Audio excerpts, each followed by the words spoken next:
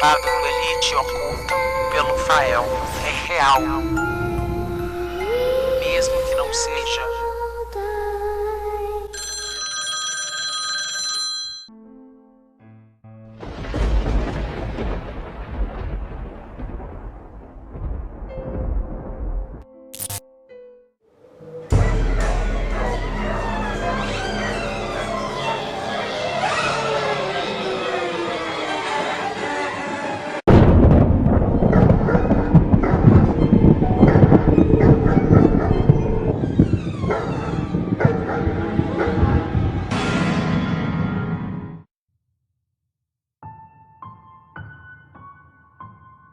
Por volta do ano 2000, uma amiga minha, que vou chamá-la aqui de Joana, e a sua família, se mudaram para uma casa de 4 quartos em Belo Horizonte, Minas Gerais. A primeira vez que eu a visitei na casa nova, ela me mostrou a casa toda. Porém, menos o último quarto do corredor. E depois de mais algumas visitas, eu achei estranho o fato dela ainda não me mostrar este último quarto. E achei estranho a porta dele sempre estar fechada. Eu perguntei sobre ele para ela, e ela me falou que os pais dela não queriam que ninguém entrasse naquele quarto, e por isso que ele ficava sempre trancado. Eu achei que eles deviam guardar algum cofre lá, e não queria que mais ninguém soubesse. E depois disso, eu não dei muita importância para o quarto. Em uma noite, a Joana me pediu para dormir na casa dela, porque os pais dela iam viajar e ela não queria ficar sozinha. E quando eu estava dormindo lá, eu acordei no meio da noite com vontade de ir ao banheiro. O banheiro ficava no fim do corredor, em frente ao quarto, que ficava sempre trancado. Eu tive que andar bem devagar pelo corredor, que estava completamente escuro e eu não estava vendo nada. Quando eu cheguei no banheiro, eu fiquei ali parada por um tempo, procurando um interruptor de luz. Então, do nada, eu escutei uma voz bem baixinha e distante.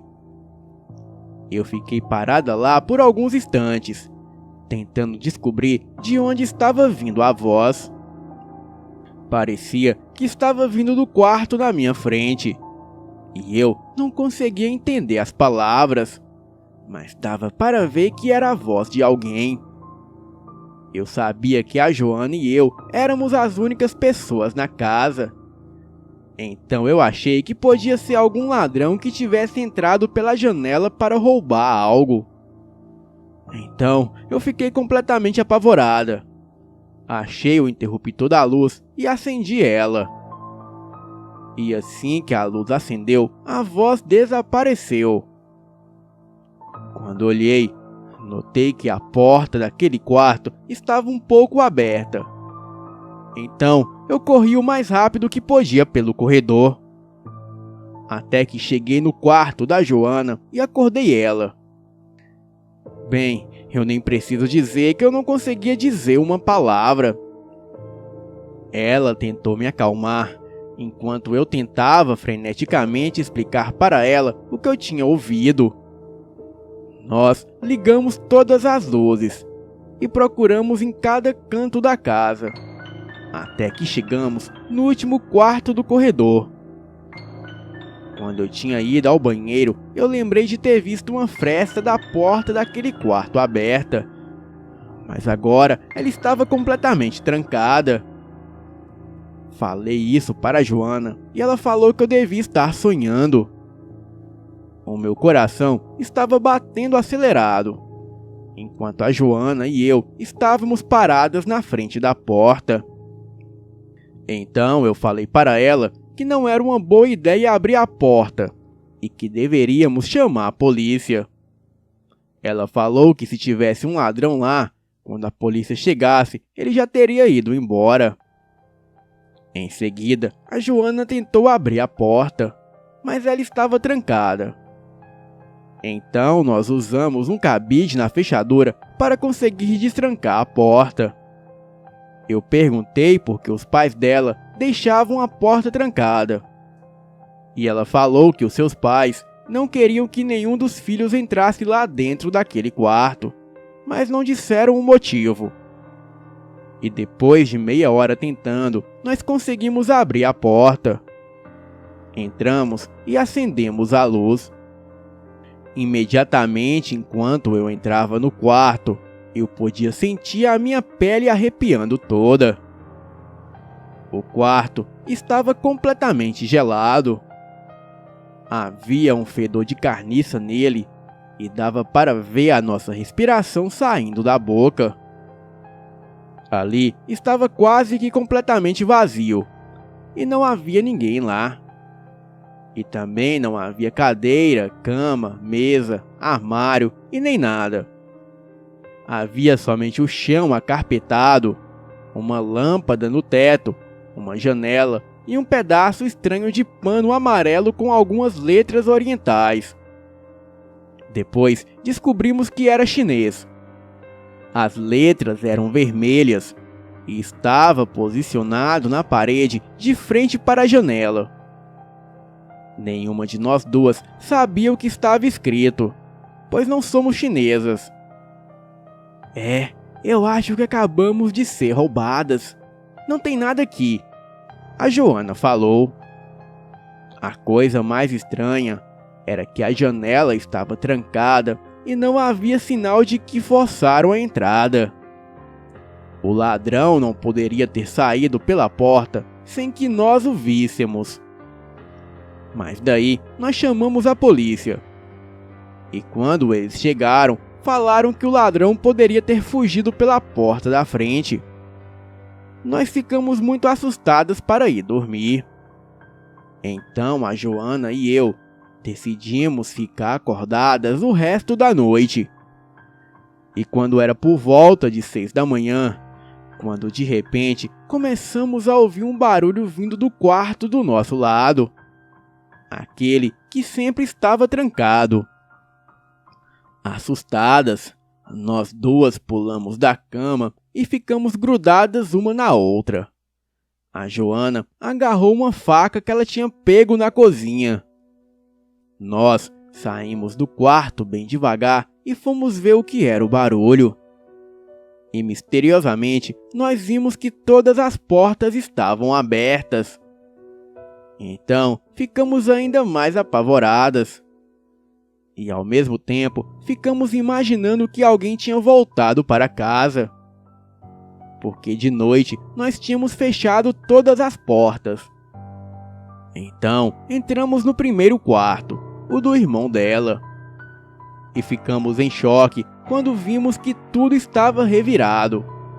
As roupas dele, as revistas, os CDs, tudo. E ninguém estava lá. E os pôsteres que estavam na parede estavam todos rasgados. As gavetas estavam no chão e o colchão dele estava jogado no canto do quarto. Os outros quartos estavam revirados do mesmo jeito. E não tinha sido roubo, pois ali não estava faltando nada. As portas de entrada da casa estavam trancadas e as janelas também. Depois daquela noite, a Joana ficou na minha casa até os pais dela chegarem de viagem. Os pais dela, que eram muito supersticiosos e acreditavam no sobrenatural, falaram para ela a verdade sobre o último quarto do corredor, o qual era para ser mantido vazio e não era para ser perturbado. Eles falaram para ela que o dono anterior da casa tinha se matado e teve uma morte muito dolorosa naquele quarto. Antes de saber disso, eles entravam no quarto e ele estava completamente gelado o ano inteiro, além daquele forte cheiro de carniça. E isso ocorria em qualquer dia ou em qualquer horário. Eles acordavam ouvindo sussurros e uma respiração pesada no quarto e no corredor. Os pais dela, com medo de assustar os filhos, Não contaram sobre os encontros sobrenaturais e sobre a história da casa. O irmão mais novo da Joana, certa vez, acordou sentindo uma mão gelada no rosto dele. E às vezes ele acordava com umas manchas roxas e indolores pelo corpo todo, como se tivessem beliscado ele. Isso depois que ele pegou escondido a chave dos pais dele e entrou no quarto para ver o que tinha lá dentro. Um monge budista amigo da família falou que era para a porta do quarto ficar trancada o tempo inteiro e que não era para ninguém abri-la. De vez em quando ele aparecia lá e colocava os pedaços de pano amarelo na parede do quarto com palavras em chinês, supostamente para dar paz ao espírito. A família dela está na casa até hoje e tudo fica na paz, contando que o último quarto do corredor não seja perturbado e a porta fique sempre trancada. Boa noite.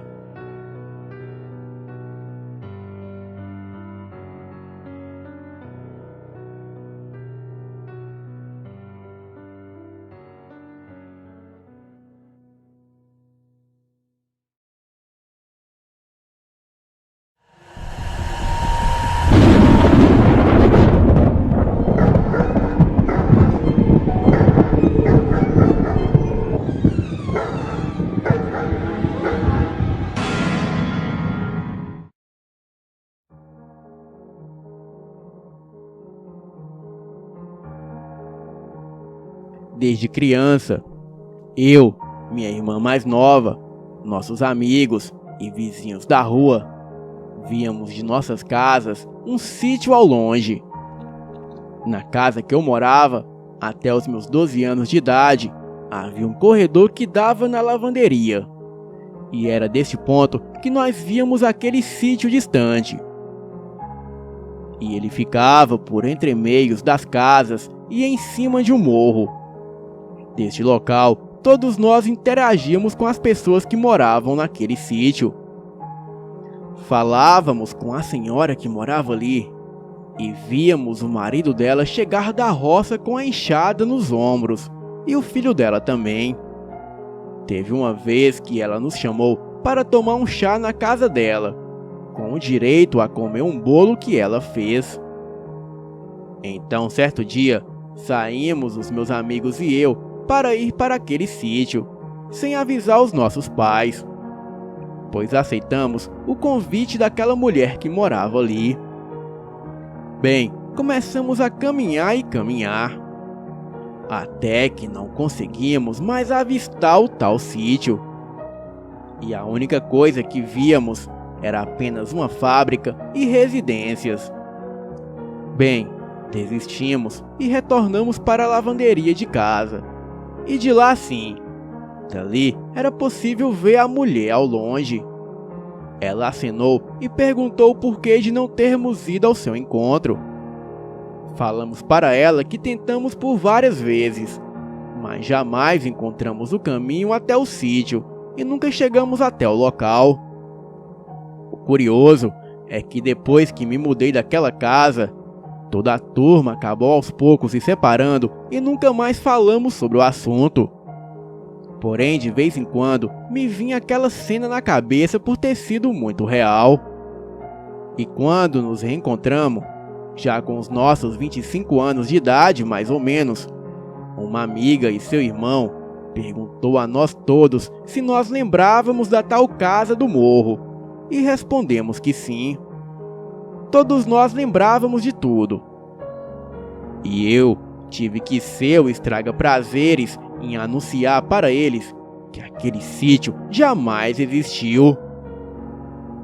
O tal morro, que assim o chamávamos, nada mais era do que a antena da Rádio Globo AM do estado de São Paulo, que fica no Parque São Lucas, zona leste da capital.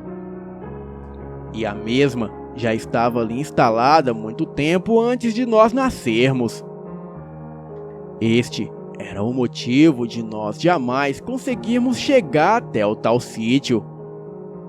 Depois de adultos, nós podemos compreender que seria impossível conseguirmos falar, ouvir e sermos ouvidos daquela distância em que a mulher se encontrava na época. Calculo hoje com os meus conhecimentos que seria uma distância de quase 4 quilômetros.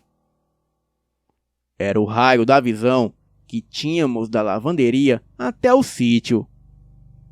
Outra coisa que nos chamou a atenção foi o fato de ser um sítio e não uma casa comum, já que aquela região era densamente povoada por fábricas e residências. Hoje, também analisando os fatos acontecidos, parecia que estávamos interagindo com pessoas de um passado distante, talvez do século XVIII ou século XIX, pelo tipo de roupa que vestiam e pelo lugar em si. Nós, muito assustados, resolvemos guardar essa experiência com carinho e não procurar achar uma explicação plausível, até porque jamais a encontraríamos. Afinal, nunca sentimos medo daquelas pessoas, porque nos pareciam ser pessoas de bem. O fato é que essa experiência durou os 12 anos que vivi naquela casa. E até hoje, quando passo pela Avenida do Estado e avisto a antena do Parque São Lucas e a caixa d'água do Coga-Coga, eu me arrepio só de pensar o que havia lá um dia. E nas experiências sobrenaturais que todos nós vivenciamos. Para finalizar, até quando eu e os meus amigos nos vimos pela última vez em 2013, com 30 anos de idade mais ou menos, os nossos pais também se lembravam dessa história. Eles nos relatavam que nós falávamos que víamos a tal casa e as tais pessoas, e também que queríamos visitá-los. Mas eles só viam uma forte luz que dali vinha. E este era outro mistério dentre tantos. Bem, seria aquelas pessoas de outra época, ligadas às crianças através de um portal espaço-tempo?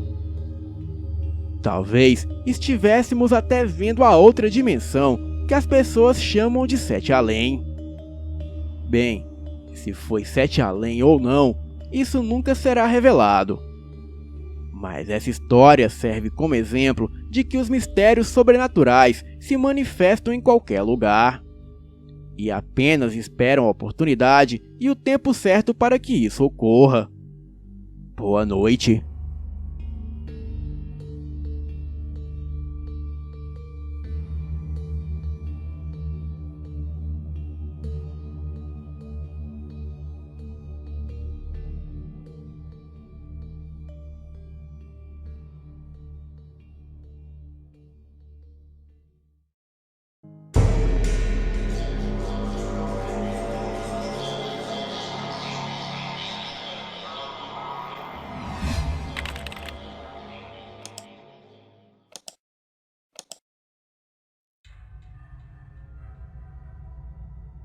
Olá, Elite Oculta.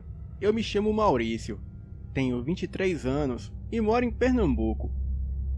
O que vou relatar aqui foi uma coisa horrível e assustadora que ocorreu comigo, e eu nunca mais vou me esquecer. Bem, vamos ao relato. Eu confesso que sou uma pessoa tímida, e sempre tive vergonha de mim porque me achava feio, e ver os meus amigos tudo namorando e eu segurando vela me deixava bem deprimido. Eu sempre fui mole e nunca tive coragem para me declarar a uma mulher. E era isso o que eu mais queria na vida, era ter uma namorada. Mas como mencionei, eu me achava feio demais para ter uma namorada. Certo dia, em um final de semana, eu saí para tomar uma cerveja sozinho em um bar meio isolado da cidade. E quando eu cheguei no bar, eu pedi uma cerveja artesanal que só tem aqui em Pernambuco. Me sentei à mesa lá fora, pois estava muito calor, e comecei a beber. Naquele lugar só havia o bar de estabelecimento, Era um ponto afastado da cidade, onde só havia mato e a estradinha de terra. Porém, naquela rota, passava muitos viajantes e comerciantes que quase sempre estavam exaustos de cansados ou com muita sede. Então, aquele bar era o ponto ideal para se acomodar, tomar uma gelada e comer uns tira-gosto. Fiquei ali fora bebendo e admirando a paisagem, e as horas foram se passando. Então, eu pedi ao dono do bar que me trouxesse outra cerveja. Me lembro que havia poucas pessoas ali. Era somente o dono do bar que conversava com um cliente próximo ao balcão, e eu ali fora me refrescando com uma gelada. Alguns minutos se passaram e logo chegou uma mulher muito bonita. Ela era linda demais, e logo de cara eu fiquei encantado com ela. Ela sentou-se sozinha em uma mesa próximo à minha, e eu, muito tímido, fiquei a olhando de canto. Bem, me deu muita vontade de chamá-la para vir à minha mesa, para me fazer companhia. Porém, eu não tinha coragem suficiente a esse ponto. E foi quando ela olhou para mim da outra mesa. Ela também tomava uma cerveja e deu um sorriso de canto para mim. E eu virei a cara de vergonha. Então ela se levantou e veio até mim. Perguntou se podia se sentar. Eu, ainda abismado, disse que sim. Então ela se sentou e ficou puxando conversa. Ela se apresentou como Samara e disse que tinha 30 anos e que estava à procura de um namorado. E em seguida perguntou se eu não queria ser o seu namorado. Aí eu falei: "Nossa, mas tão rápido assim? A gente mal se conhece." Ela então disse que se apaixona muito rápido, ainda mais por alguém tão bonito como eu. Bem, eu disse a ela que sim, que eu queria namorá-la, mas agora seria bom se nós se conhecêssemos um pouco mais. Então, ficamos ali tomando algumas cervejas e conversando. O dono do bar, o seu Tião, costumava ser muito carismático comigo, sempre que eu ia em seu estabelecimento. Mas assim que a Samara se sentou à mesa comigo, ele começou a me olhar estranho e fechou a cara. Tudo bem, eu achei que ele deveria estar com ciúmes, pois a Samara era uma loira muito bonita. Era por volta de 17 horas. Então a Samara se levantou e foi ao banheiro. O seu Tião aproveitou a ausência da moça para vir falar comigo. Ele me mandou tomar cuidado, pois aquela moça queria se aproveitar de mim. Então eu perguntei a ele: "Como assim, seu Tião? Como assim se aproveitar?" "Olha, essa moça é uma pistoleira desavergonhada, homem. Os planos que você tem pra ela são os mesmos que ela tem pra você." Perguntei ao Tião que planos eram esses que nós tínhamos um para o outro, pois ele estava sabendo demais. Então ele disse: "Você tem plano de comer essa rapariga, mas é ela que vai te comer, homem. Acorda pra vida, miserável. Essa moça vira bicho e tá te atraindo pra uma armadilha, cabra." Agora eu já estava entendendo tudo. Disse ao Tião que ele era um cabra véi safado, que tava com ciúmes porque uma mulher tão bonita estava interessada por mim, e que ele tinha que procurar uma véia pra ele e não ficar de olho na mulher dos outros. O Tião ficou enfurecido e disse: "Que sujeito atrevido é tu, hein, cabra safado? Vê lá se alguma mulher vai te querer, homem. Tu é mais feio que o chupa-cabra." A mulher pra querer ficar com tu tem que estar maluca das ideias. Você é um cabra tão feio que quando você nasceu, a sua mãe te dava comida era no estilingue, seu safado. Eu e o Tião começamos a discutir, mas logo a Samara chegou e ele se afastou. Ela fez uma cara de brava para ele e perguntou quanto ficou a conta das cervejas. Pro meu espanto, ele disse que não era nada. Então a Samara me chamou, eu a coloquei na garupa da bicicleta e fomos embora daquele lugar. Paramos um pouco à frente para descansarmos. Então aproveitamos a sombra de um pé de jequitibá e lá ficamos conversando até tarde. Perguntei a ela se não podíamos ir para a sua casa, pois eu morava com a minha mãe. Então não ficaríamos muito à vontade lá em casa. Mas em outra ocasião, eu a levaria para conhecer a minha família. Então ela disse que tudo bem, que como ela morava sozinha, iria me levar para a sua casa, e lá ficaríamos bem à vontade. Então seguimos rumo à casa dela. Saímos do mato, entramos numa estrada de terra, andamos por mais meia hora, a pé de mãos dadas, e daí entramos em uma trilha que só tinha mato fechado ao redor.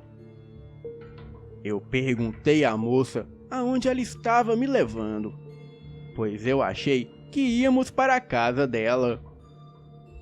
Então ela disse: "Mudança de planos, lindo, mas fique calmo que é surpresa.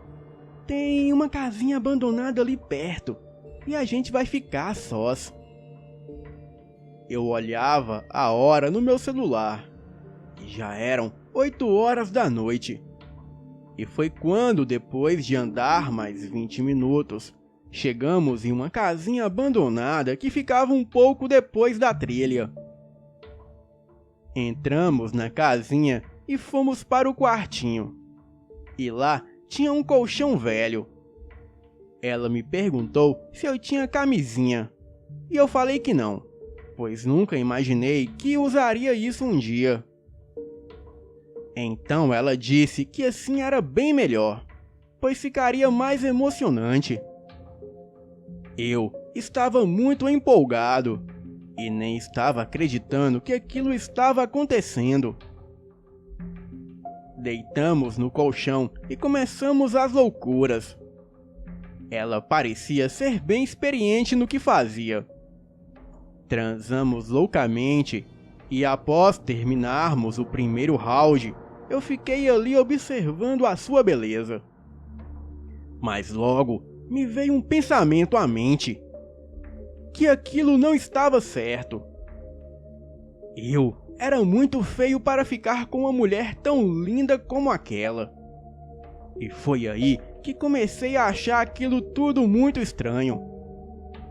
Então, eu logo disse a ela que eu não tinha dinheiro para pagar por aquela noite de prazer. E que se por acaso estivesse comigo por interesse, que podia tirar o cavalinho da chuva, pois eu era pobre. Samara começou a rir e disse que eu era um fofo e podia ficar tranquilo, pois ela não me faria sofrer muito. Achei que era alguma piada de duplo sentido dela. Então, ela logo disse que precisava fazer xixi e que era para mim a esperar ali no colchão que ela logo voltava. Falei que tudo bem, que a esperava sim. Então, ela foi até o mato que ficava atrás da casinha. Mas de repente, começo a escutar uns estalos estranhos, como se fossem de ossos se partindo, misturados com gemidos. Então me levanto e pela janela eu coloco só a cabeça para olhar o que eram aqueles barulhos estranhos. E quando olhei, eu senti um arrepio forte e um medo tremendo tomar conta de mim. Encostada na parede do lado de fora da casinha, próximo ao quarto onde eu estava, aquela mulher bonita que eu conheci no bar, agora se transformava em outra coisa. Os seus olhos brilhavam como os olhos de um lagarto, e ela colocava a língua para fora, e a sua língua parecia a língua de uma cobra, de tão grande que era.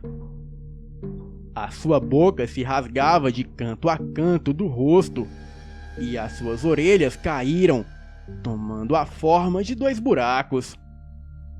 A sua pele estava em um tom verde, como se tivesse escamas que brilhavam. Eu fui andando para trás devagarinho até a sala daquela casinha. Então abri a janela e saí correndo só de cueca. Eu rezava e pedia proteção a Deus. Mas de repente eu escuto um grito, como se fosse um chiado, e seguido de um barulho de chocalho, como as cobras cascavéis fazem. Olhei para trás e não via nada, mas escutava o mato se mexendo à minha volta. Então continuei correndo o mais depressa que eu pude. Eu corria por uma trilha dentro da mata, e logo um pouco mais atrás de mim, saiu uma cobra gigantesca. Aquilo deveria ter de 4 para 5 metros de comprimento. E para minha surpresa, aquela coisa não era totalmente uma cobra, pois no corpo daquele réptil asqueroso tinha características da Samara, como cabelos, seios e braços. Porém, da cintura para baixo, aquela coisa era totalmente uma serpente. A coisa vinha rastejando atrás de mim, e com aquela voz horrível que fazia o som de um grunhido e também aquele som de chocalho. Eu, correndo desesperado, continuava rezando muito. E foi aí que eu tropecei e caí. A criatura vinha rastejando atrás de mim. E quando eu olhei a distância que ela vinha, era mais ou menos uns 6 metros. A coisa era tão rápida que logo me alcançaria em questão de segundos. Mas eu mesmo que mancando, consegui correr. Cortei o mato fechado, me furei de espinhos, e logo que eu vi um rio, eu pulei e o atravessei. E já do outro lado da margem, eu continuei a correr. A criatura atravessou o rio muito rápido. E quando chegou do outro lado da margem, onde eu estava segundos atrás, a coisa gritava com aquela voz distorcida e assustadora. E gritava palavras ameaçadoras contra mim. Eu estava exausto, mas corri muito, até que saí na estrada de terra. E lá tinha algumas casinhas, umas habitadas e outras não. Cheguei em uma delas e bati a porta pedindo por ajuda. Um casal de idosos abriu a porta para mim e eu entrei chorando e desesperado. Eles me viram naquele estado e mandaram eu me sentar no sofá e contar o que estava acontecendo. Então contei a eles que tinha um bicho atrás de mim. Então o senhor olhou pela fresta na janela e pôde ver um vulto de uma enorme serpente rastejando dentre o mato e a estradinha.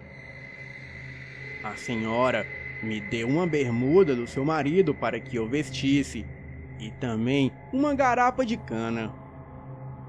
E foi aí que eu fui me acalmando. E foi quando o senhor disse que aquela era uma sucuri das grandes. Então eu contei a ele que não era uma sucuri, e sim uma mulher que virava cobra. Contei a ele todo o ocorrido e eles acreditaram em mim.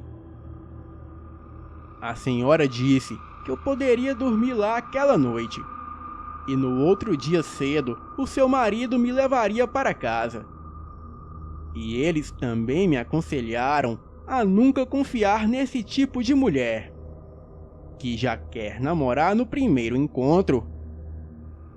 E o que eu vi foi um tipo de mulher que vira bicho, e que se eu não tivesse agido rápido, eu viraria a sua refeição.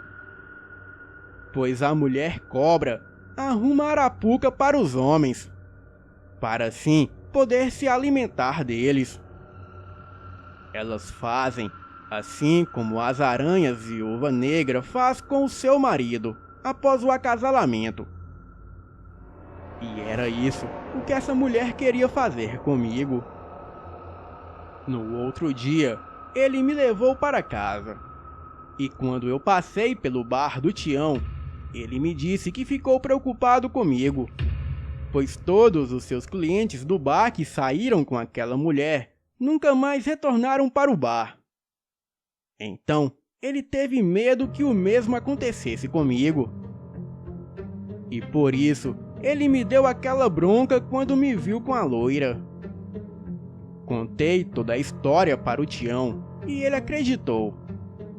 Tanto que até fechou o bar de vez e vendeu o estabelecimento. Daquele dia em diante, eu nunca mais vi aquela mulher. Porém, vez ou outra, pessoas relatam ver essa sucuri gigante na mata.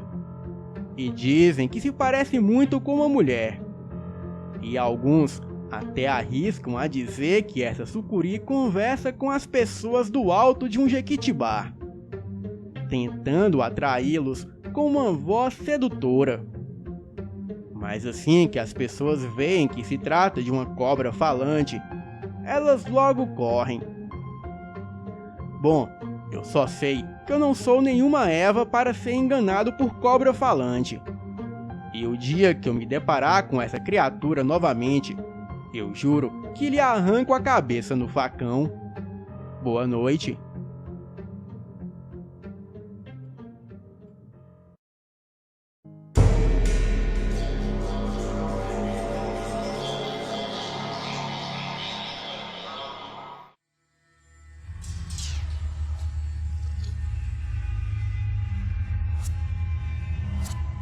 Boa noite, Elite Oculta. O relato que contarei hoje não ocorreu comigo. Ocorreu com um tio meu há muitos anos. E a minha família paterna moravam em um pequeno município do interior de Goiás, chamado São Miguel do Passa Quatro. O meu tio se chamava João. Ele era o filho mais velho dos meus avós e estava com seus 30 anos de idade. E nessa época, o meu pai ainda era criança e tinha lá os seus 8 ou 9 anos de idade. O tio João já era pai de família, mas mesmo assim ainda morava com os meus avós. Então, depois de juntar umas economias, ele comprou uma modesta propriedade rural, com o objetivo de fazer uma pequena criação de porcos. Ele se mudou da casa dos seus pais para essa propriedade na roça, com a esposa e os seus 2 filhos. E quando se instalou no sítio, ele logo iniciou os trabalhos, comprando leitões e alguns porcos de engorda. E não precisou construir um chiqueiro, pois na propriedade já havia um construído.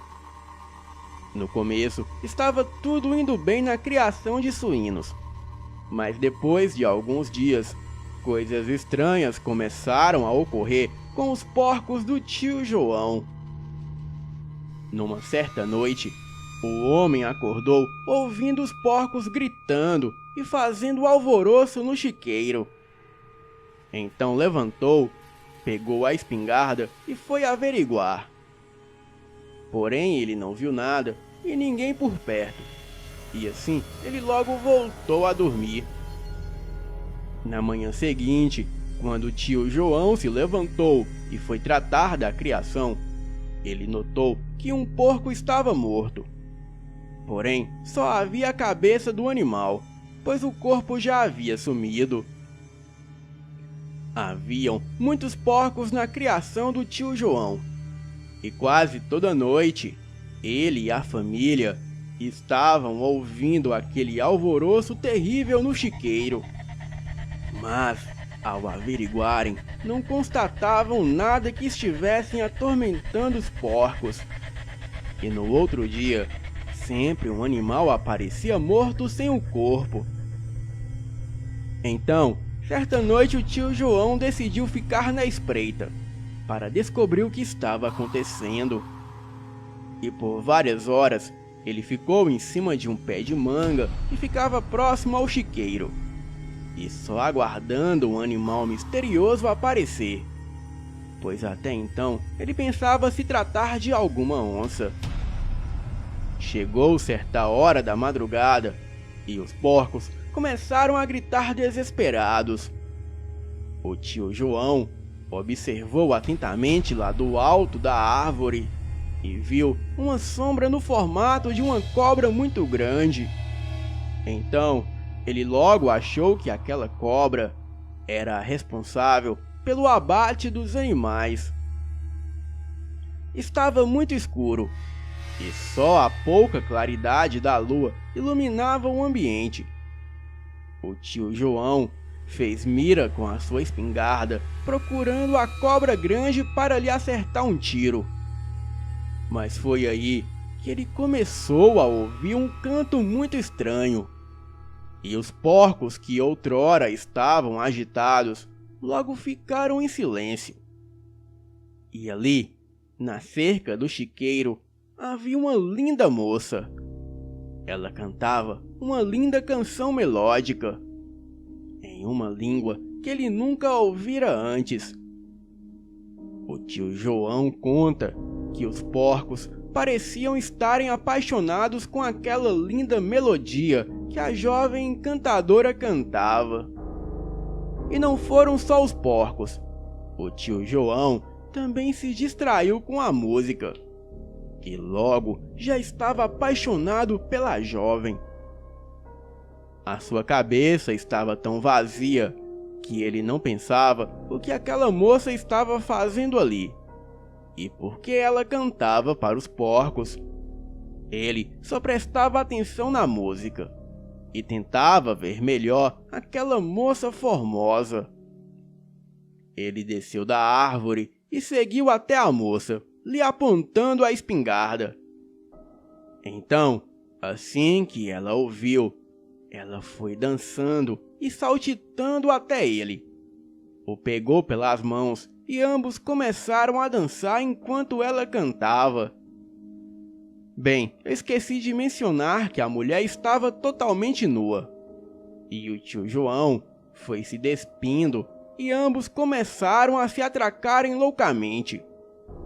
O meu tio enfeitiçado era insaciável, e aquela jovem parecia não se cansar nunca, enquanto transavam loucamente. Ela gritava e emitia uns ruídos bizarros, que de certa forma deixavam meu tio em êxtase. Assim que eles terminaram o ato profano, o meu tio se recompôs, e quando ele pensou em perguntar o nome da moça, porque até então ele não havia lhe dirigido a palavra, o tio João logo percebeu que a mulher que pouco tempo atrás era uma moça normal foi se esticando de uma forma abrupta. Era como se as suas pernas se alongassem, e enquanto ela fazia isso, os seus ossos estalavam, e ela gritava e cobria o rosto com a mão. O meu tio logo percebeu que as suas pernas deram lugar a uma enorme cauda de serpente, de um tamanho surreal mesmo.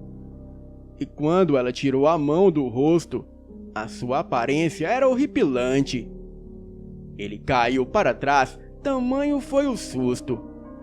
E segundo o tio João contava, literalmente, aquela era uma mulher cobra. O seu rosto assumiu uma textura escamosa e brilhante.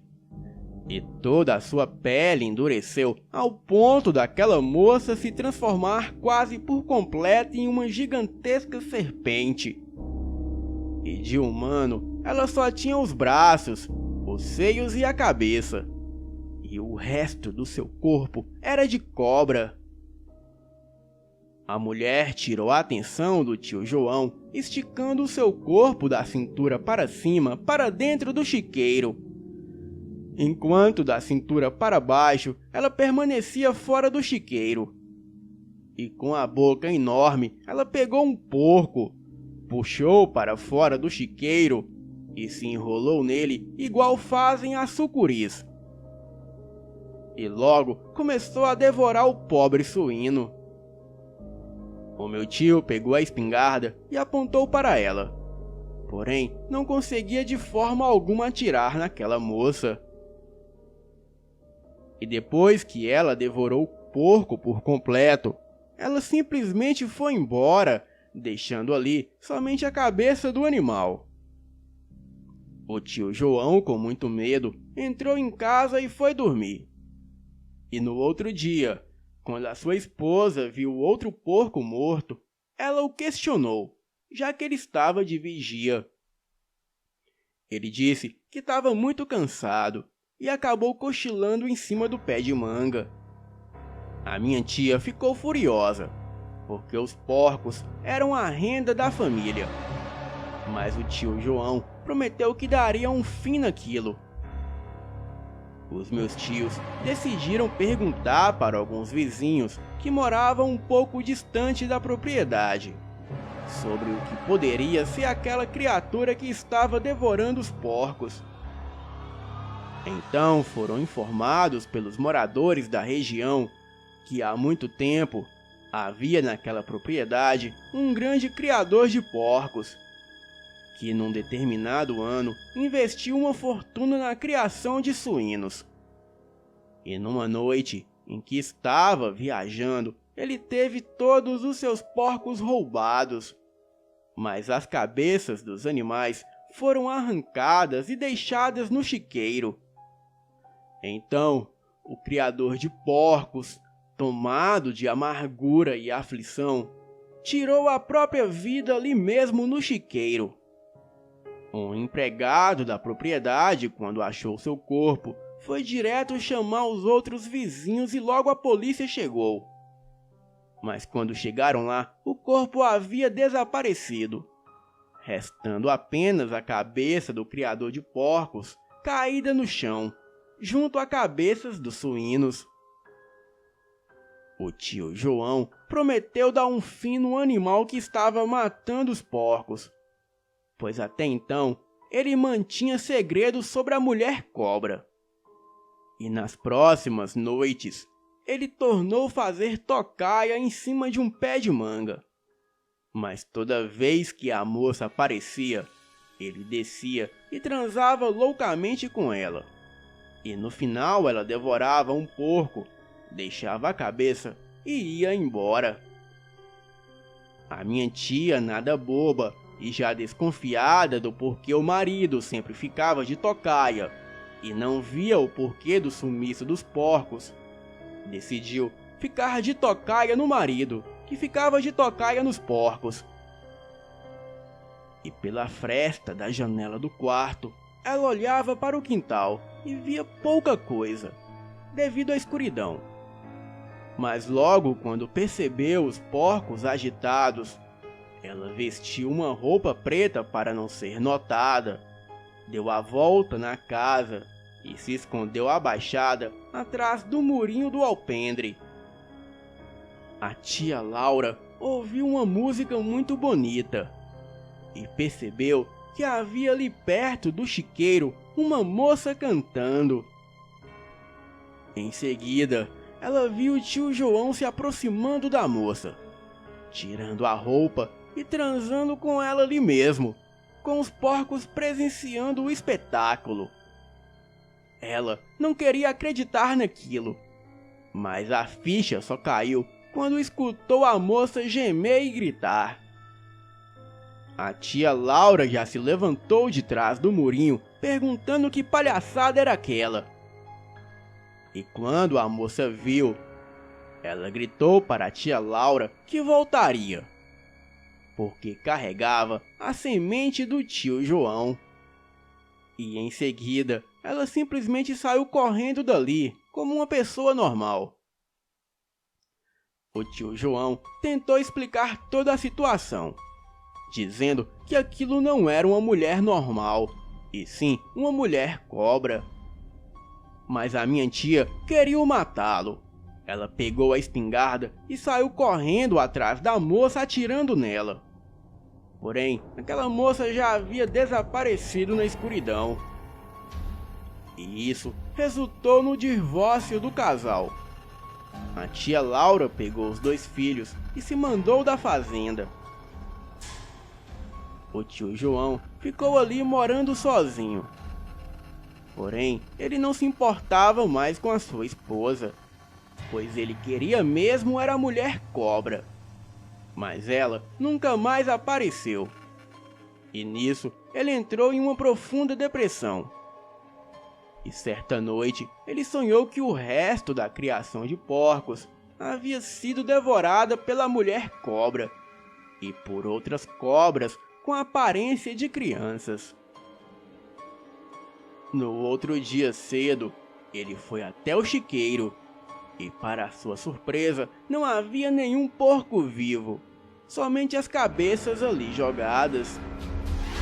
Então, ele, já falido e amargurado pela esposa o abandonar, e agora pelos seus porcos mortos, ele pegou a sua espingarda, colocou o cano na boca e tentava criar coragem para fazer a maior besteira de sua vida. Mas logo percebeu alguém entrando na fazenda e se aproximando ao longe. Então, ele viu que era a sua esposa e as crianças. A esposa veio até ele, o abraçou chorando e pediu perdão, pois segundo ela, aquela mulher assumiu a forma de cobra, entrou pela janela do seu quarto no sítio onde ela morava com seus pais, e só não aconteceu uma fatalidade porque parte do cimento da janela cedeu e a tia Laura acordou com o barulho.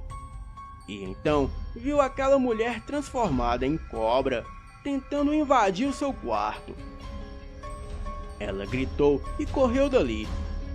Mas quando seu pai chegou armado, a criatura já havia se mandado. Então a tia Laura entendeu que o tio João falava a verdade. E aquele monstro estava enfeitiçando o tio João para depois que devorasse os porcos, devorasse toda a família. Eles se mudaram daquela propriedade e venderam o sítio. Porém, ninguém mora lá por muito tempo. E o sítio está à venda até os dias de hoje, pois todos que compram a propriedade logo o colocam à venda. Bem, eu deixei o link do sítio à venda para que vocês possam ver como é a propriedade que pertencia ao meu tio nos anos 80. Então, cliquem na descrição do vídeo e lá vai ter o link com as fotos do lugar atualmente, que de certa forma permanece a mesma coisa. Boa noite.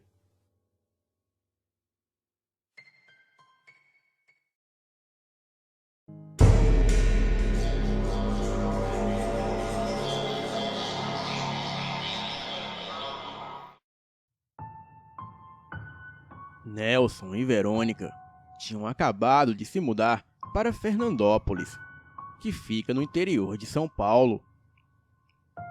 O lugar era muito sossegado e bonito. Verônica havia comprado aquela casa com o dinheiro da aposentadoria de Nelson, que sempre foi muito trabalhador. Mas ele tinha um grande problema: era alcoólatra.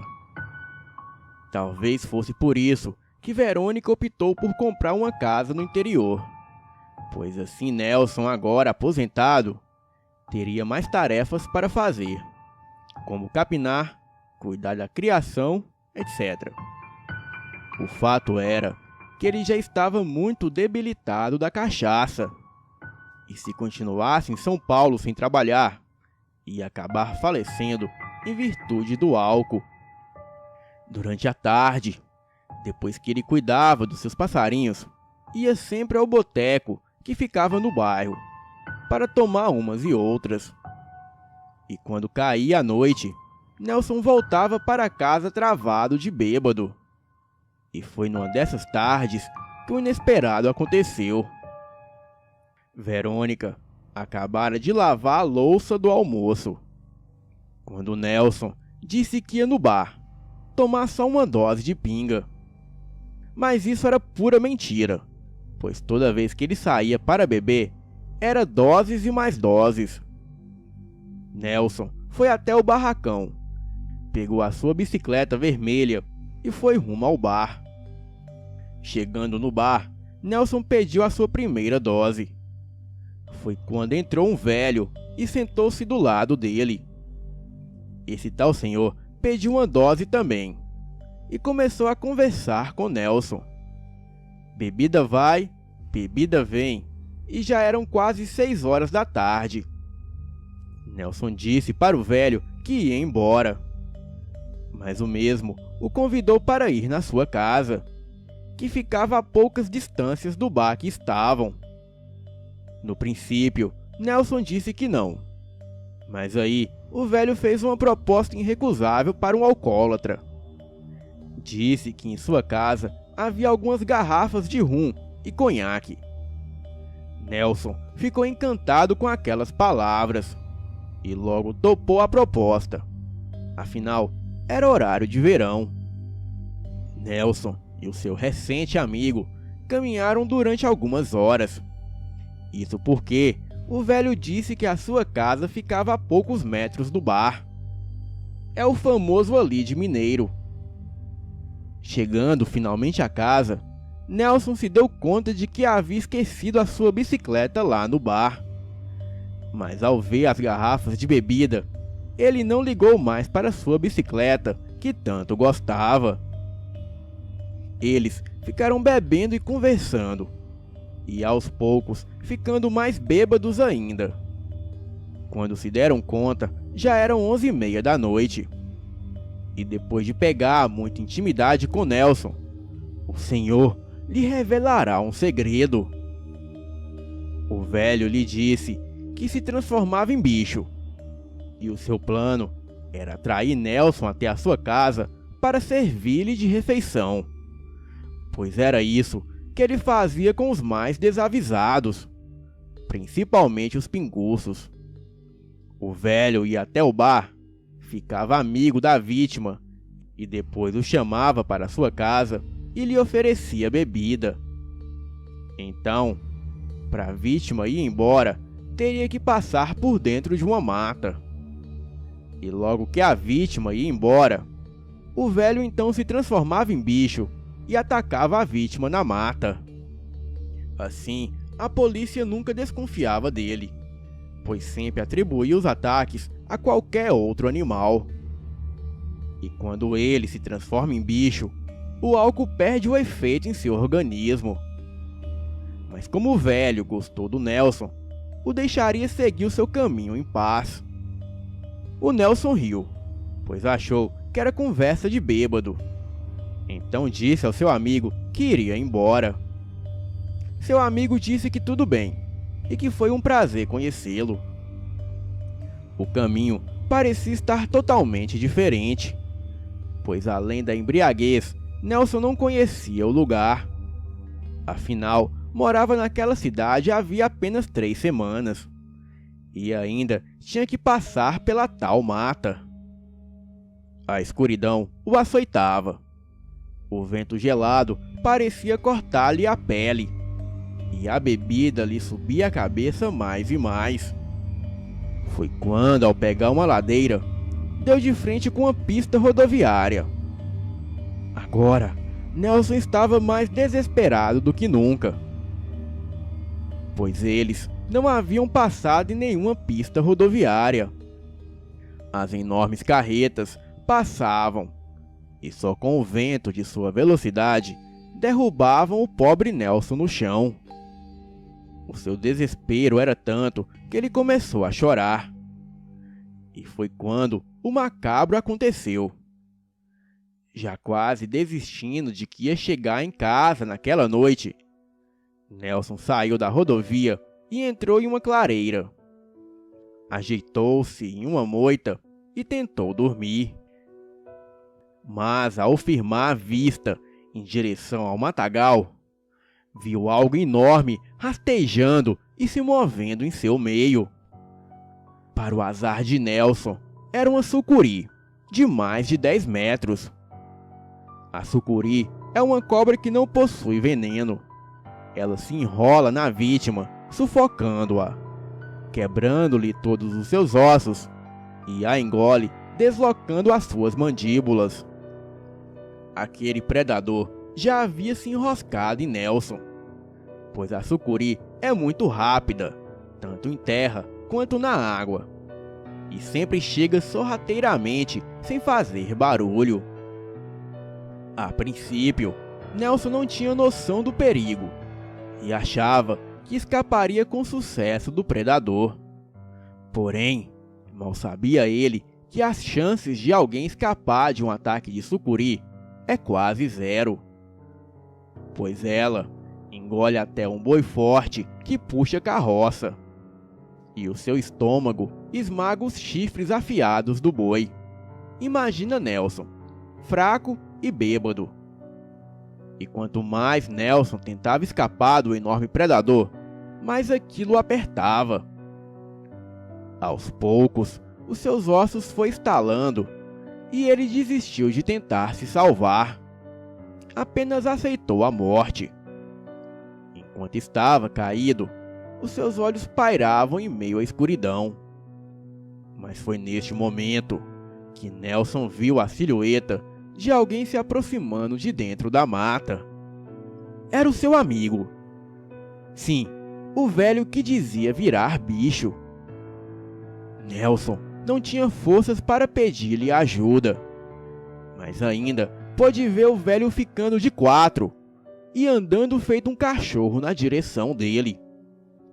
Nelson ficou sem entender nada, mas quando reparou melhor no velho, ele já não era mais o velho, e sim uma criatura negra e peluda. Aquele ser parecia um enorme cão do inferno, pois os seus olhos eram um vermelho demoníaco de puro ódio.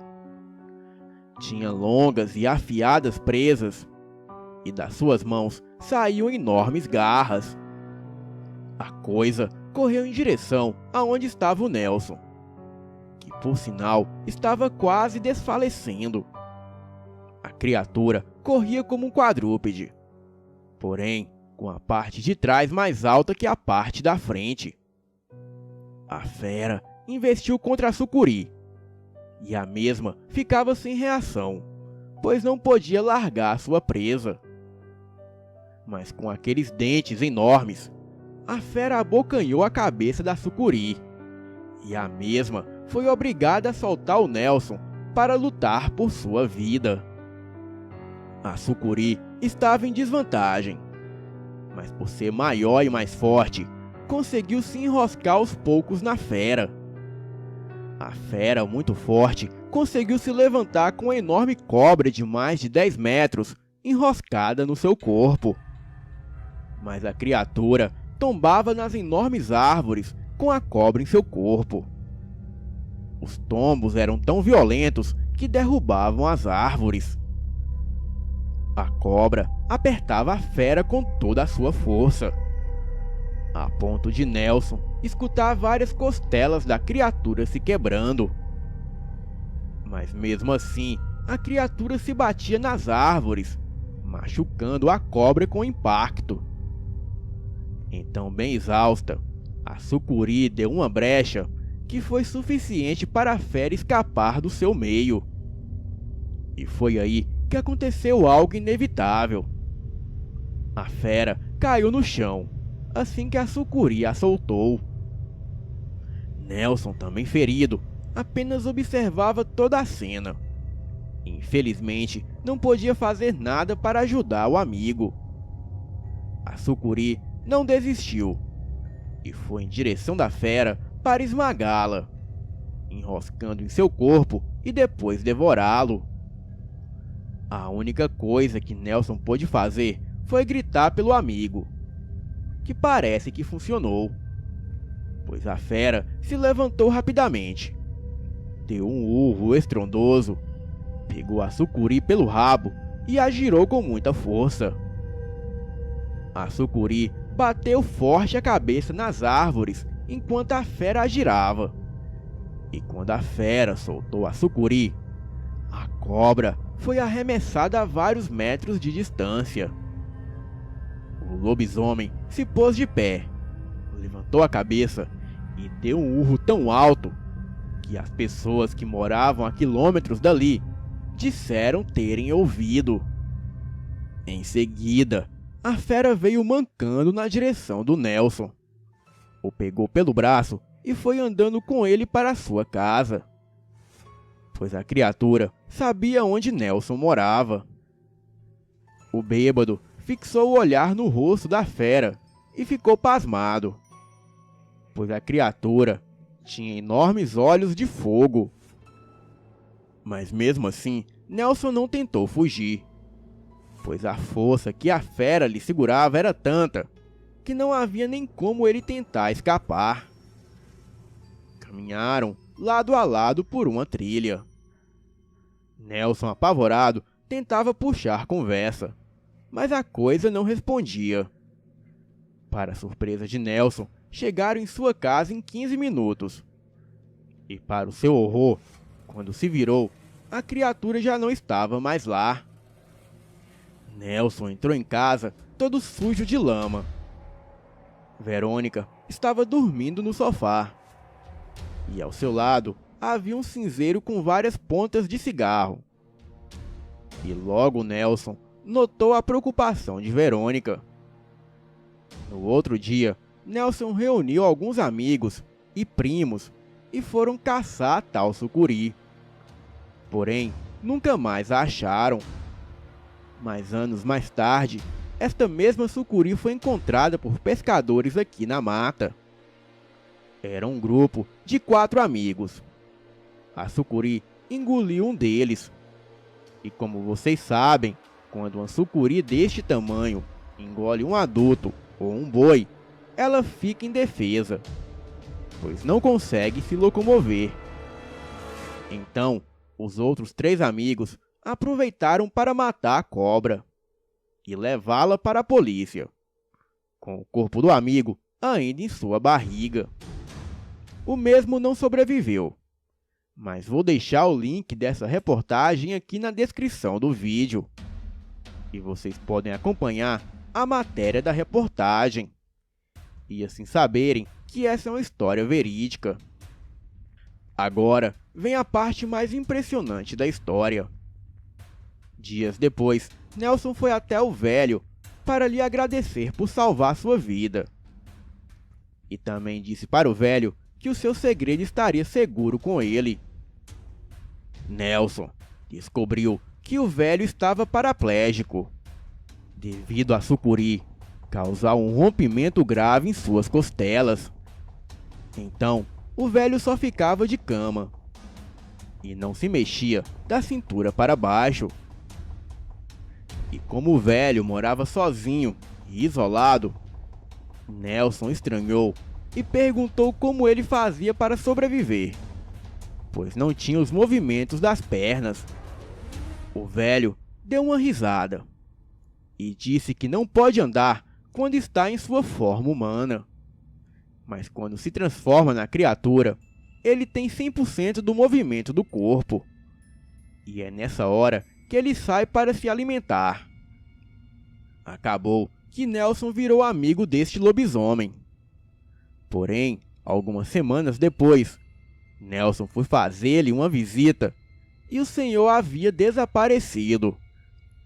Mas na casa do senhor, a porta estava aberta e havia um enorme rastro de cobra e sinais de luta no quarto do velho.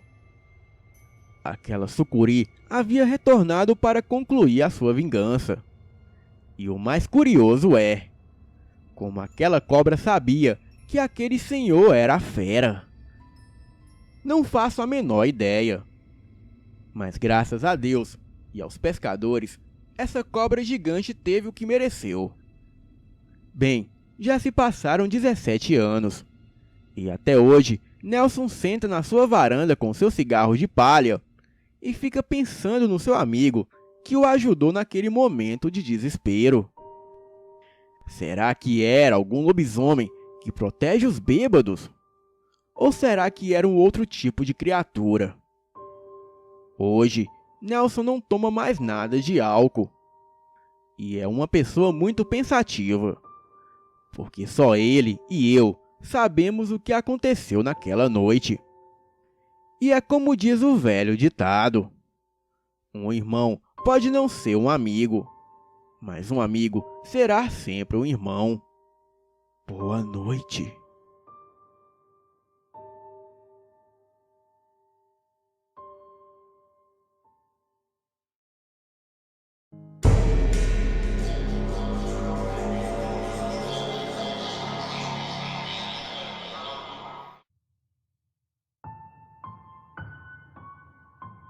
Olá, Elite Oculta e espectadores que ouvem este relato. Eu sou o Clayton. Sou estudante de Ciências Biológicas pela Universidade Estadual do Piauí. E também sou policial militar recém-formado. Fui um dos aprovados no concurso da PM em 2018, onde ao término do curso eu fui mandado para a região nordeste do estado, para a cidade que faz fronteira com o Maranhão. Cidades pequenas de poucas pessoas, dessas que você vê as senhoras sentadas nas calçadas de casa no fim do dia. E foi nessa cidade que passei pelo maior aperto da minha vida. E, inclusive, o acontecido que me fez mudar de ideia sobre essas coisas de bicho e sobrenatural. Na ocasião, eu estava em patrulha pela cidade quando vi uma senhora correndo na rua, acompanhada de um cachorro pequeno que estava até bem machucado. A senhora estava olhando para a beira do rio que passava no fundo de sua casa. E foi quando eu e o meu parceiro descemos da viatura e a abordamos. E como não estávamos acompanhados de nenhuma policial feminina, não poderíamos revistar a senhora, e muito menos levá-la em custódia. Mas comecei a perguntar a ela o que havia ocorrido. Ao que ela me respondeu que havia visto um homem caminhar em seu quintal, e que o mesmo havia batido e até mordido o pobre cãozinho. Ela pediu ajuda para procurar o tal homem, pois ela afirmava que estava com medo de algo ou alguém estar tentando entrar na casa dela. Enquanto meu amigo descia para o quintal da senhora e checava à procura do homem ou de ilícitos, eu fiquei com ela que o tempo todo olhava apreensiva para a margem do rio, como se estivesse de fato com medo de algo.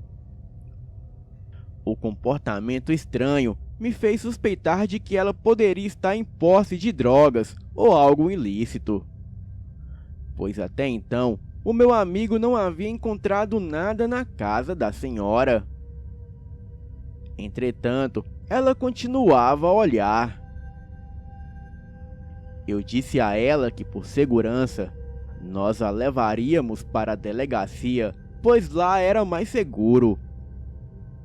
A moça se negou a ir, alegando que tinha suas galinhas para cuidar e não poderia deixar a coisa ou pessoa levar suas galinhas.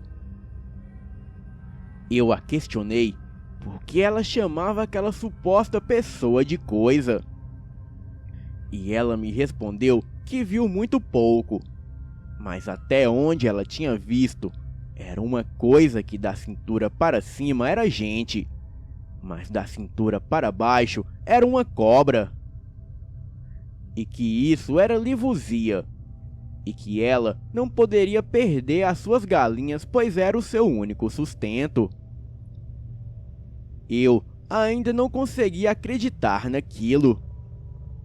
Mas como meu parceiro não achou nada ilícito, e ficar com um porrete na mão não é crime, eu orientei a mulher que não importunasse os seus vizinhos, e que mantivesse a casa trancada, e se caso visse aquilo novamente, ela poderia ligar no 190 para acionar a polícia, e que eu faria questão de vir novamente para pegar a coisa, ou seja lá o que for.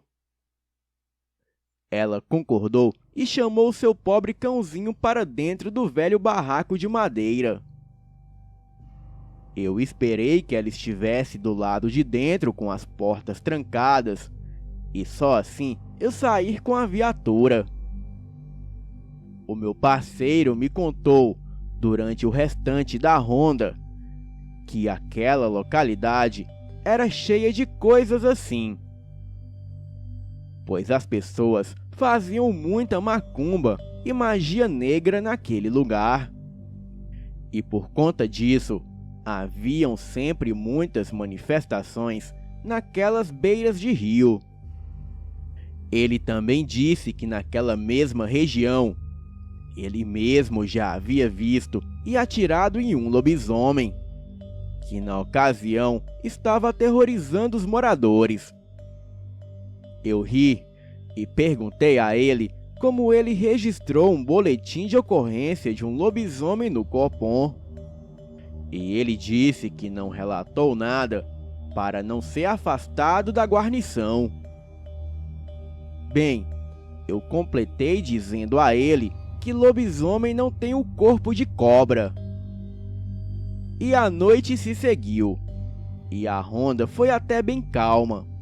Algumas averiguações e abordagens, e até colocamos alguns traficantes na cadeia.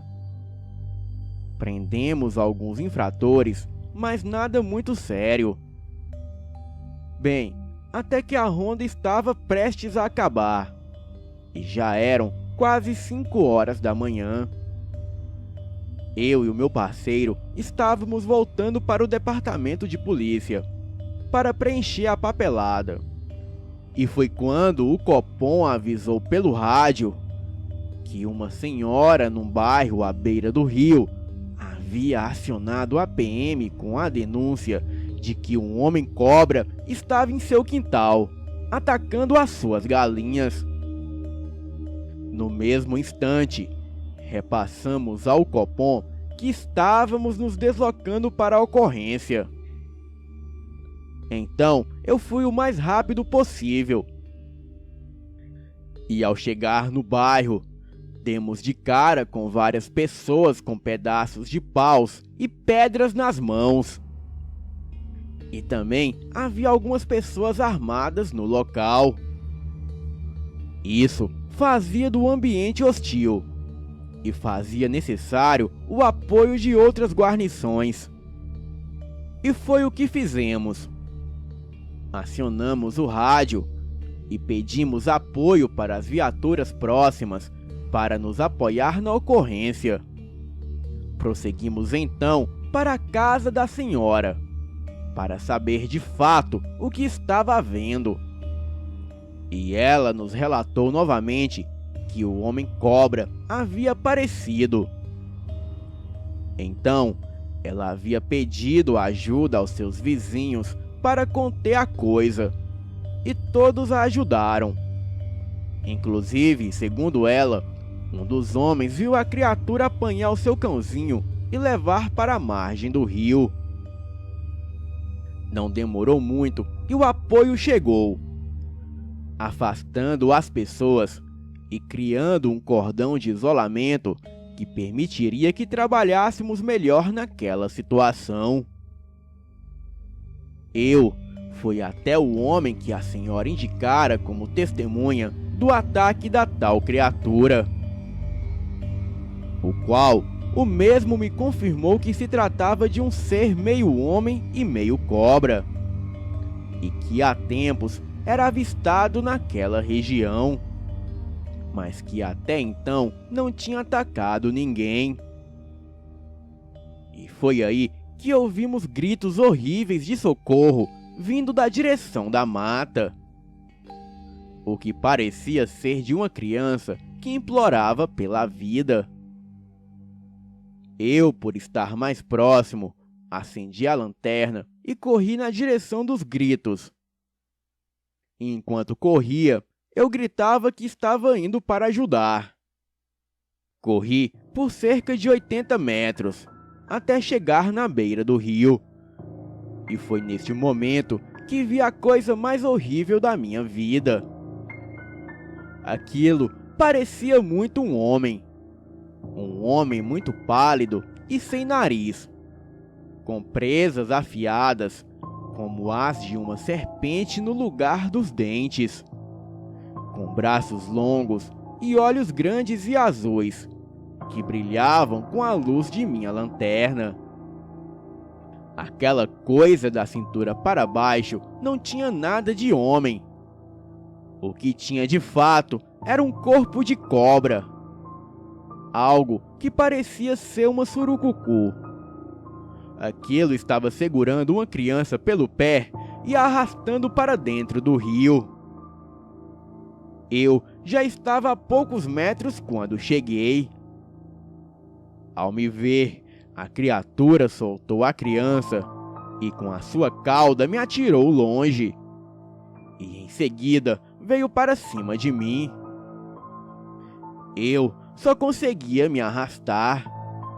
E com muito medo e tremendo, eu consegui disparar algumas vezes. Porém, não acertei nada. Aquela coisa ainda vinha em minha direção. Só que agora tudo o que eu via era o mato se movendo ao meu redor. E às vezes eu via os seus olhos demoníacos. Bem, foram coisas de uns 5 ou 6 segundos, mas para mim pareceu uma eternidade. Os barulhos de disparo que eu dei contra aquilo chamou a atenção dos outros policiais colegas de farda. Eles vieram para a minha posição e junto comigo mais 3 policiais, incluindo meu amigo que dizia ter atirado no lobisomem. E todos eles viram aquela coisa. Porém, aquela coisa grotesca se esguiou e pulou no rio. A criatura deixou rastros de sangue na beira do rio que nos fazem acreditar que aquilo morreu, pois nada sobreviveria após perder aquela quantidade de sangue.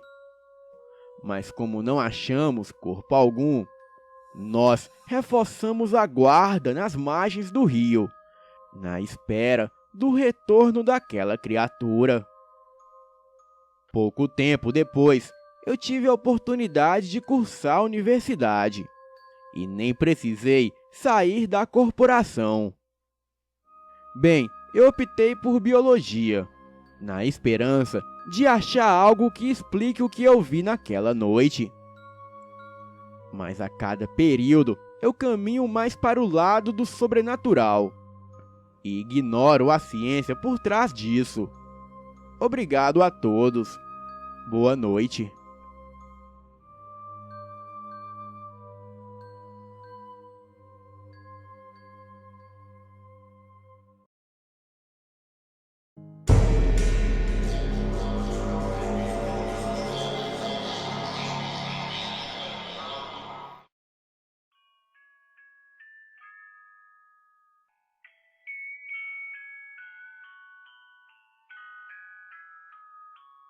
Toda vez que eu penso nessa história, eu sinto arrepios, mesmo depois de todos esses anos. Eu me lembro daquela noite como se fosse ontem. Isso aconteceu há muito tempo atrás, no começo da década de 1990. Eu tinha acabado de tirar minha carteira de motorista e tinha pegado o carro do meu pai pela primeira vez. A minha namorada e eu estávamos animados para ir a uma festa de um amigo nosso, no sábado à noite. E eu estava mais do que nervoso dirigindo o carro, já que ele quase sempre morria quando eu tentava sair com ele depois que parava ou estacionava. Era começo de março, quaresma, mas o ar ainda estava quente e a lua cheia estava amarelada. Haviam nuvens escuras de chuva no horizonte e elas estavam se aproximando. A minha namorada e eu fomos para a festa e nos divertimos bastante. Ficamos lá até bem tarde. Quando a festa acabou e o nosso amigo despachou todo mundo da casa dele, nós fomos embora. Mas ainda não estava sentindo vontade de voltar para casa. Então ficamos dirigindo pela cidade, procurando algum lugar para ir, já que eu estava bem animado por poder dirigir à vontade. Acabamos parando perto da escola onde estudávamos, quando éramos mais novos. Nós não estávamos muito longe de onde morávamos, então nos sentimos seguros ali. E não nos preocupamos com as nuvens chegando cada vez mais perto. Eu parei o carro no estacionamento atrás da escola e então fomos até o playground que tinha lá atrás. Ele ficava em um gramado gigantesco que tinha um poste velho bem no meio, que mesmo sem ter ninguém lá perto, ele sempre ficava aceso de noite, iluminando o playground e o campo em volta, com um círculo de luz bem fraca e amarelada. Nós dois sentamos nos balanços e ficamos conversando por muito tempo. Nós só falávamos besteiras e às vezes trocávamos beijos. Então começou a chover, mas era uma garoa bem fina, que até estava bem agradável. Mas depois de 1 hora, havia chovido o suficiente para deixar o chão embaixo da gente todo lamacento. Então, nós estávamos tendo todo o cuidado de não colocar o nosso pé na lama.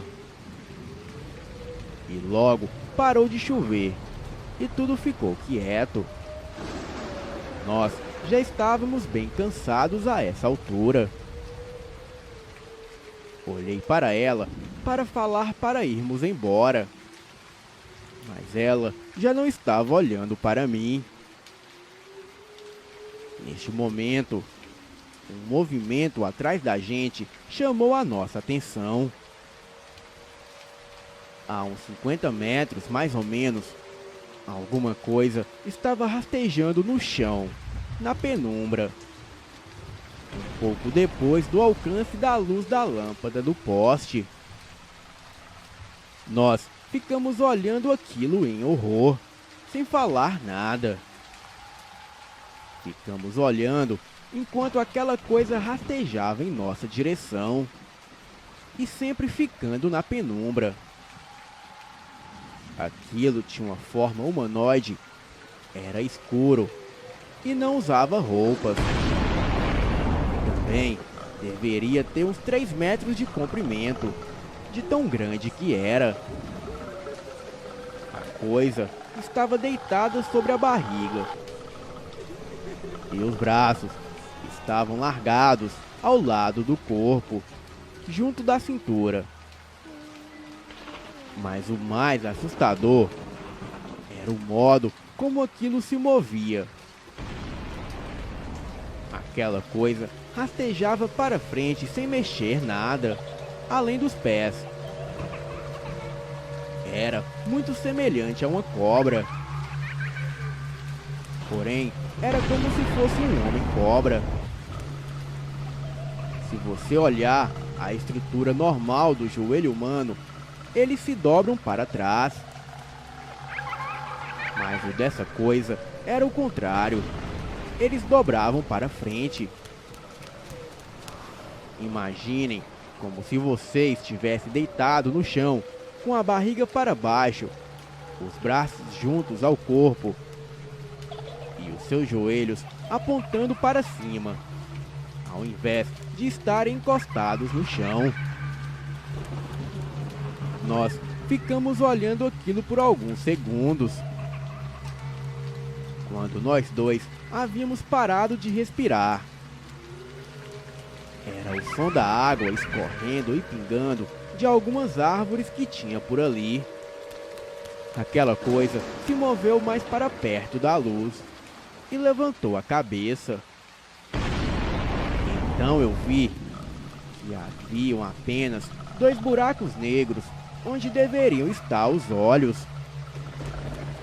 A minha namorada e eu pulamos dos balanços para a grama molhada e corremos para o carro que estava a uns 15 metros de lá. Teve alguns segundos de pânico. E foi quando eu não conseguia fazer o carro pegar. Eu estava apavorado para olhar em volta. Porém, eu não queria ver aquilo chegando perto. Não queria ver aqueles joelhos anormais dobrando do jeito errado. E também não queria ver aqueles olhos negros, sem alma e sem vida. Estava com muito medo de fazer o carro morrer quando eu engatasse a primeira. E também de não conseguir fazer ele pegar de novo. Fiquei com a cabeça abaixada, olhando a direção. Então, por um milagre, o motor do carro pegou. E eu consegui fazer o carro disparar a noite adentro. Fui até a casa da minha namorada. E de lá, eu liguei para os meus pais e contei o que aconteceu. Eles deixaram eu ficar lá, mesmo sem terem acreditado muito na história. Então, a minha namorada, a mãe dela e eu ficamos comentando sobre o ocorrido até o sol nascer. A mãe dela acreditou na história e ficou muito assustada. Mas os meus pais acharam que deveria ser alguém querendo assustar a gente. Quando o sol nasceu naquela manhã de domingo, nos dirigimos de volta para lá com a mãe da minha namorada. Ela era médium e queria ver se aquilo ainda estava lá. Só que desta vez nós fomos armados. A mãe da minha namorada tinha um revólver. Porém, não havia mais nada lá. Olhamos todo o campo e não achamos nada. Mas quando nós fomos dar uma olhada nos balanços, onde estávamos sentados antes, achamos um monte de pegadas de pés grandes.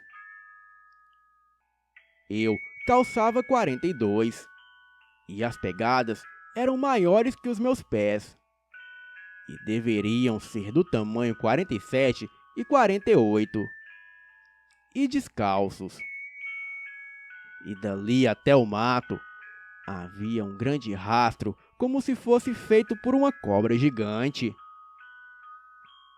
E aquelas pegadas estavam dando a volta nos balanços onde estávamos. E nós dois estávamos de sapato enquanto estávamos nos balanços. E como eu disse antes, tomamos muito cuidado para não pisar na lama. E também não ficamos dando volta nos balanços, como essas pegadas ficaram. E a partir daí só se via um rastro de cobra muito grande, que seguia até o mato. E essas pegadas e este rastro foram a única coisa que encontramos.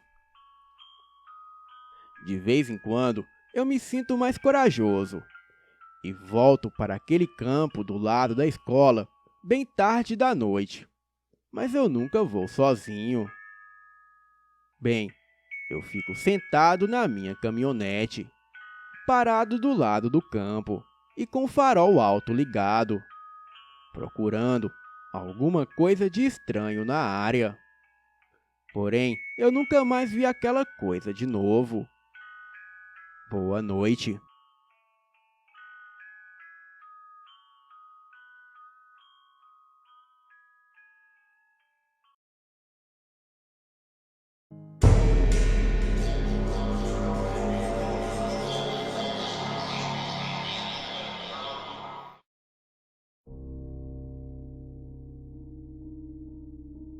Boa noite, me chamo Maria e contarei aqui um dos fatos mais impressionantes que já ocorreu na minha vida.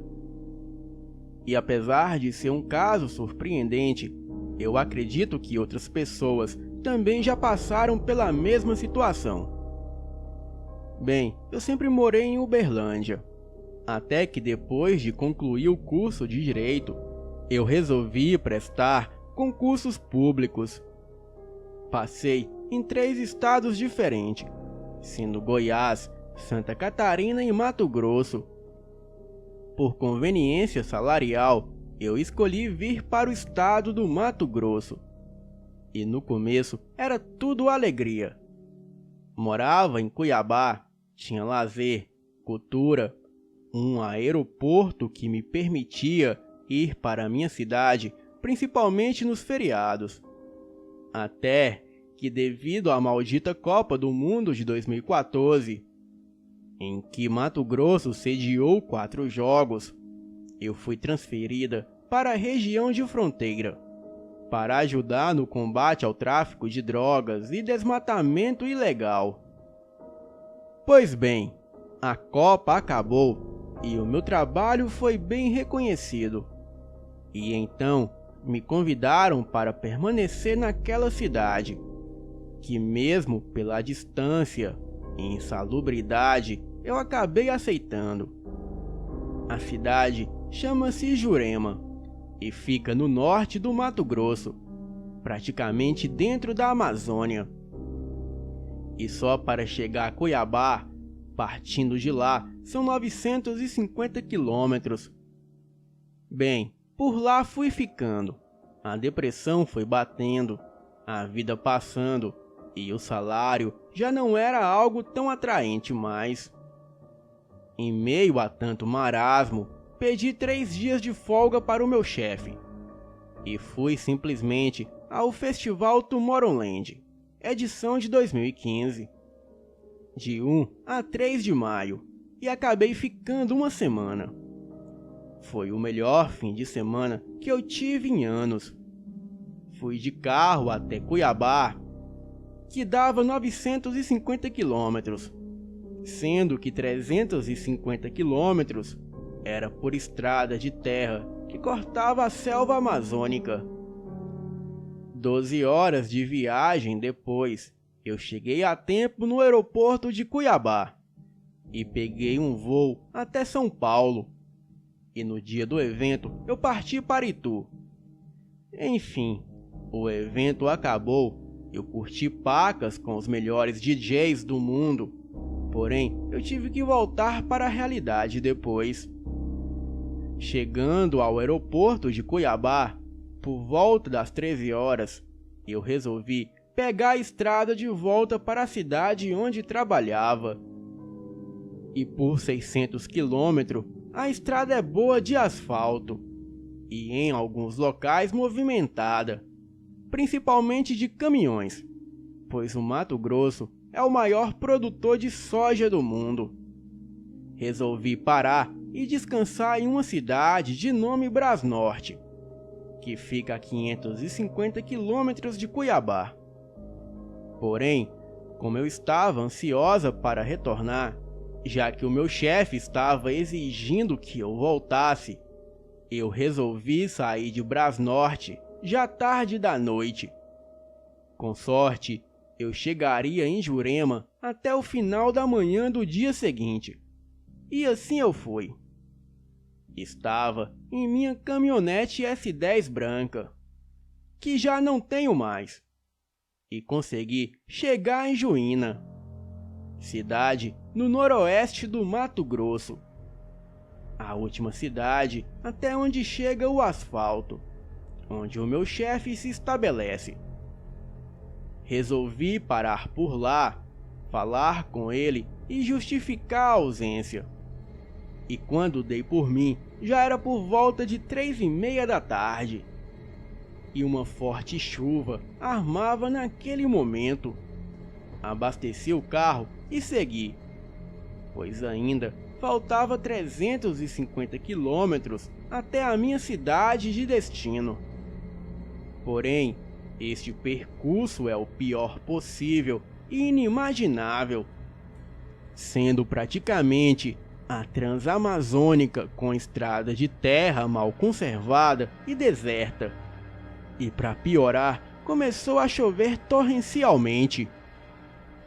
Foi então que já tarde da noite, umas 23 horas, e eu não estava nem na metade do caminho até Jurema.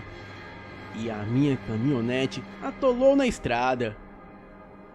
E tal estrada, além de ser péssima, já se encontra dentro da Amazônia Legal. Então, existem árvores com florestas densas dos dois lados da estrada e sem acostamento. E mesmo durante o dia, essa estrada é escura e quase deserta por causa da altura das árvores e alguns perigos como colisões com animais silvestres ou ataques de índios. E como eu estava voltando de um final de semana espetacular, eu só queria chegar em casa. Então eu pensei, poxa, depois de tanta diversão, ficar atolada por alguns minutos tá valendo. Dos males o menor. Contudo, passaram-se horas, e o meu carro continuava atolado e a chuva havia se intensificado. O vento batia nas árvores enormes e produzia um uivo quase que sobrenatural. Então, com o farol baixo ligado, eu vi uma mulher à distância caminhando pela estrada, na chuva, vindo em minha direção. Eu logo pensei, ela pode ser a minha salvação ou a minha perdição, mas não tinha escolha. Precisava chegar na delegacia para não ter o ponto cortado. E apesar da situação do local, era uma mulher lindíssima, morena de longos cabelos lisos e sedosos, e uma beleza incomparável. E quando a moça se aproximou, eu a chamei respeitosamente e perguntei: "Moça, a senhora mora por aqui?" "Sim, moro perto de Jurema." "Jurema? Eu estou indo para lá, mas com esse carro atolado eu não posso fazer muita coisa. E o meu celular também não funciona aqui." Então, a moça, gentilmente, com uma voz delicada, disse: "Estou indo para o sítio do meu irmão, que fica a apenas 1,5 km daqui. Vamos, me acompanhe. Lá você pode usar o telefone e comer alguma coisa."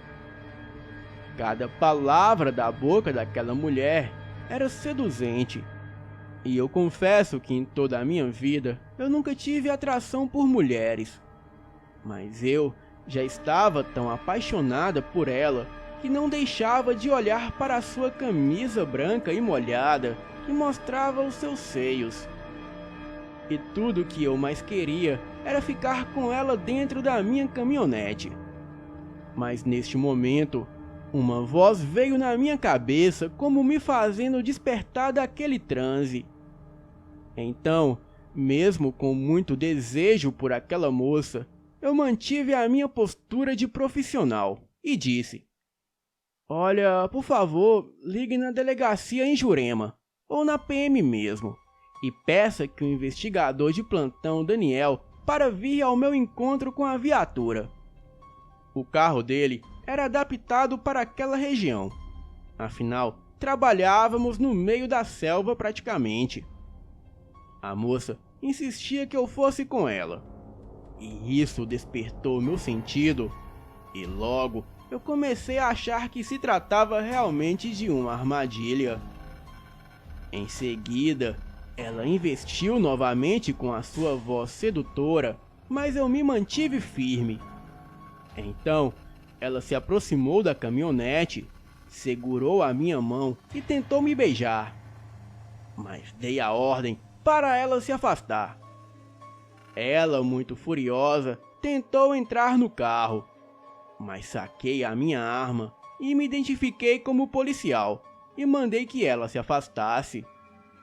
Ela então fez uma cara de ódio e em seguida rosnou para mim, exibindo 2 caninos como de vampiro. E eu confesso que aquilo me assustou muito. Coloquei o farol do carro no alto, bem na cara daquela moça. Ela colocou o braço na frente dos olhos e foi se afastando.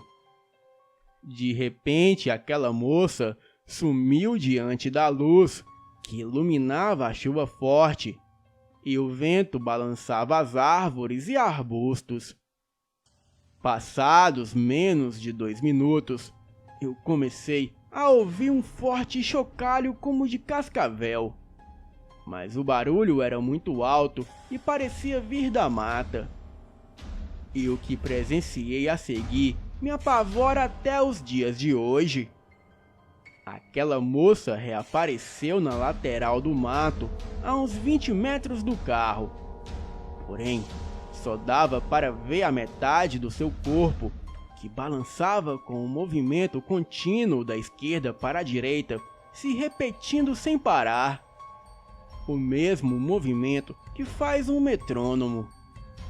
Olhando mais atentamente, eu reparei que ela estava sem a camisa branca, e a sua pele se tornara escamas, e até mesmo em seu rosto tinha escamas amarronzadas e esverdeadas, como de um lagarto. Os seus olhos eram amarelados como de um animal. Ela foi saindo rastejando de dentro do mato, e eu pude ver que da cintura para baixo ela era totalmente uma serpente, mas não uma serpente pequena. Aquilo, no mínimo, deveria ter uns 7 metros. Era grossa e imensa, como uma sucuri. A criatura possuía uma velocidade incrível. E ali, o tempo todo tentava me assustar, cruzando de um lado para o outro na estrada, entrando no mato e se aproximando cada vez mais do carro onde eu estava. Peguei a minha arma e comecei a disparar na direção de onde vinham os barulhos no mato. Foram 4 tiros, até que aquilo parou de vir na minha direção, e eu presenciei aquela cobra gigantesca se afastando para longe pelo mato. E como estava escuro e chovendo, eu não me atrevi a sair do carro. Fiquei ali apenas esperando por ajuda. Tive a ideia de trocar de chip, pois talvez poderia ter sinal da Vivo. Então, removi o meu chip da Claro e coloquei o da Vivo. Bem, deu um pontinho de sinal que às vezes sumia, mas consegui mandar um SMS para o meu amigo pedindo por socorro, pois a internet era impossível de conectar naquele local. 2 horas depois, talvez menos, chega o meu colega com a L200 para me resgatar. Ele me perguntou o porquê que eu estava chorando. Então, eu contei a ele tudo o que havia acontecido comigo. Ele ouviu toda a minha história e ficou calado. E em seguida, disse que tínhamos um homicídio para resolver. Tudo indicava que a vítima havia morrido mais cedo e o assassino deveria estar por aí. Já passava das 2 da manhã quando chegamos na delegacia e eu fui descansar. Às 6:30 da manhã eu já estava de pé. Chamei a equipe de investigação e disse para irmos até o IML pegar informações da vítima. Chegando no IML, solicitamos ao legista que nos fornecesse o laudo pericial que atestava a causa da morte. Mas segundo a autópsia, ele foi vítima de ataque de sucuri e não assassinato, pois todos os ossos do seu corpo estavam esmagados, como fazem as sucuris. Mas o mais estranho é que a sucuri só arrancou e comeu a cabeça do homem, em seguida deixando seu corpo já sem vida ali, naquela região. O corpo estava sem as roupas íntimas, e tudo indicava que o mesmo morreu enquanto tinha relações sexuais, pois o seu pênis estava úmido com ácido úrico, ureia e outras substâncias que se encontram naquele lugar da mulher. O meu sangue gelou. Eu já não tinha mais dúvidas que aquela mulher cobra havia matado um homem. Ela o seduziu durante o ato sexual e o matou. Mas uma coisa que não se encaixava era o porquê que ela só comeu a cabeça. Acho que isso vai permanecer um mistério. Pedi para ir embora e colocar a mente no lugar. O meu amigo me olhava espantado, pois o depoimento que eu dei naquele dia da tempestade batia com a coisa que provavelmente havia matado aquele homem. Depois disso, eu nunca mais fui a mesma pessoa. Pedi transferência e evito dirigir à noite desde então. E será que aquela criatura ainda caminha por aquelas estradas barrentas, escuras e cobertas de matas, procurando por novas vítimas? Depois desse dia, várias pessoas afirmam ver a mulher sucuri vagando por aquelas matas. Ela já foi vista várias vezes em cima das árvores e até conversa com as pessoas que passam por lá. Os índios nativos da região diz que ela não ataca a pessoa se não tiver relações sexuais com a vítima antes. Então, assim como os personagens do folclore, a Yara e o Boto, a mulher cobra hipnotiza as suas vítimas, as seduzindo e as mata durante o ato sexual. Bem, este é o meu relato, mas não acaba aqui. Moro em Cuiabá, mas sempre penso naquela criatura cobra. E comentei este fato para um amigo que é homossexual. Ele disse que se isso for verdade, ele não seria morto pela criatura, pois mulher para ele é só amizade, pois ele tem horror das partes íntimas femininas. Mas se fosse o homem cobra, com certeza ele já estaria morto e feliz há muito tempo.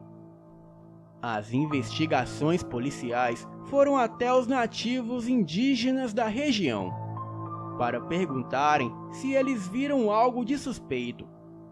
E o chefe da tribo, assim como outros índios, confirmaram que foi a mulher cobra que fez daquele homem a sua vítima. E também contaram histórias incríveis sobre esse ser para os policiais, que eu trarei em outro relato. Mas infelizmente, nada disso consta no inquérito oficial. E o caso, depois de não solucionado, foi protocolado como morte por asfixia e estrangulamento por uma sucuri. Boa noite.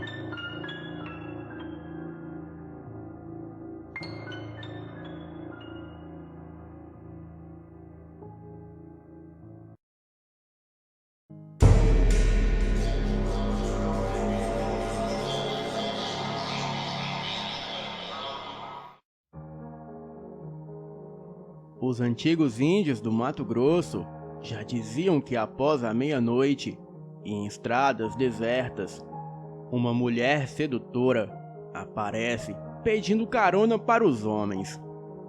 E após os mesmos ceder aos seus encantos, essa mulher se transforma em uma enorme serpente e assim os devoram. Ela também é chamada de devoradora de homens. E este caso me fez lembrar dessa citação. Boa noite, eu me chamo Maria Clara e sou natural do interior do Mato Grosso. Mas este fato ocorreu quando eu ainda morava em Cuiabá, no ano de 1997. Uma certa noite, eu e o meu marido estávamos voltando do cinema. Tínhamos acabado de ver o primeiro filme da Anaconda, que por sinal eu achei magnífico. Era aproximadamente 00:30. Estávamos a uma quadra de casa, em uma noite quente como de costume, céu aberto e com estrelas. Estávamos de carro quando meu marido gritou: "Você viu aquilo?" E eu respondi: "Não, aonde?" E ele falou: "Ali na rua, aquela figura horrorosa." Bem, eu não vi nada. Olhei para todos os lados e não tinha visto absolutamente nada. Então, logo chegamos em casa. Abri o portão rápido e entramos. O meu marido estava branco e sem fala. Então, eu perguntei: "Mas o que você viu?" Então, ele disse que era uma criatura horrível. E me perguntou em seguida: "Você lembra do filme Anaconda que acabamos de ver? Você lembra o tamanho e a cor amarelo amarronzado da anaconda? Pois é, você estava distraída, mas passou a uns 30 metros do carro uma cobra daquele tamanho. Porém, não era uma cobra comum. Era um ser metade mulher e metade cobra. E da cintura para cima era uma mulher, mas para baixo era uma serpente tão grande quanto a anaconda." Disse também que havia uns vira-latas que acompanhavam atrás daquilo. Os cães estavam todos hipnotizados pela criatura. E também que todos os cachorros das casas no local estavam uivando e latindo para aquilo, como se sentissem a sua presença passando pela rua. No momento em que ele gritou no carro, perguntando se eu vi aquilo, eu me assustei tanto e fiquei a procurar o que ele teria visto, que não liguei para o som dos cachorros uivando e latindo. Mas hoje, quando eu e o meu marido vamos dormir após a meia-noite, isso acontece quando estamos assistindo filme. E de vez em quando, escutamos na rua a cachorrada uivando e latindo todos juntos, por alguns momentos. E daí, param todos juntos, e é muito estranho. E neste momento, lembramos daquela criatura que possivelmente passaria pela rua e muito provavelmente se alimentava dos cães. E lembrar disso é de arrepiar. Eu e o meu marido ficamos quietos em sintonia com Deus, para aquela criatura não entrar em nossa casa e nunca mais cruzar os nossos caminhos. Boa noite.